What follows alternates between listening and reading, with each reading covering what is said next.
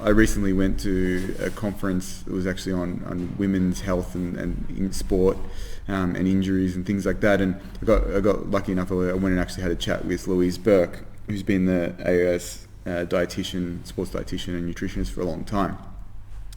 And I asked her that direct question.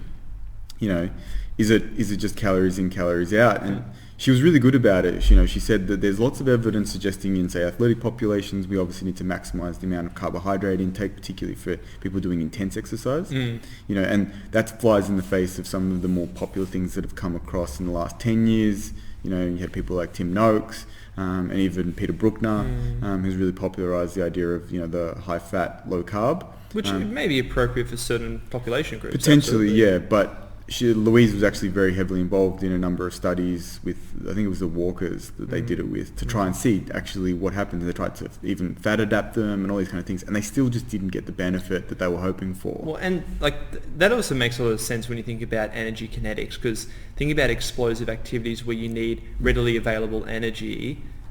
What's the most readily available energy at the actual source of the muscle? Phosphocreatine and glycogen. Yeah. So you're really going to be limited in terms of your ability to actually metabolize and transport and oxidize fat in an appropriate time frame to be able to accommodate that explosive nature. So that was one of the key things that she brought forward. But the second one was that we would always recommend people eat whole foods rather than supplement, and we would always rather them eat natural foods or naturally occurring foods rather than artificially produced foods, packaged things that have been fortified. She said, if you have to have those things, fair enough. For whatever reason you don't have availability or someone doesn't eat a particular thing or whatever it is. But ideally we want you getting it from whole food sources. So if you can get your iron from meat, you're better off getting it from there than iron tablets, right?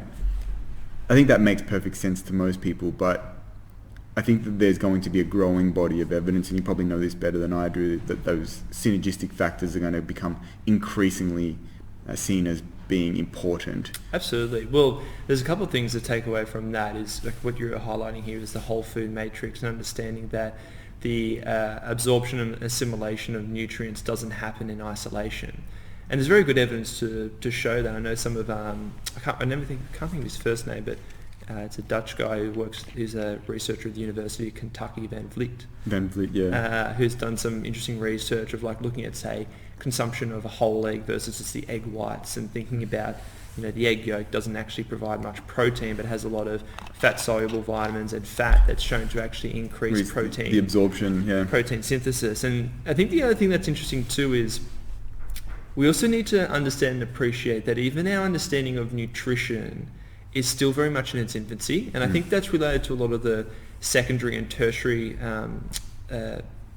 metabolites, well, not metabolites, but actual micronutrients within food. So I think this is very relevant and relates to your point before about saying, looking at tendon and the consumption of collagen, because a lot of these types of amino acids, for this example, get dismissed because they're not considered essential amino acids.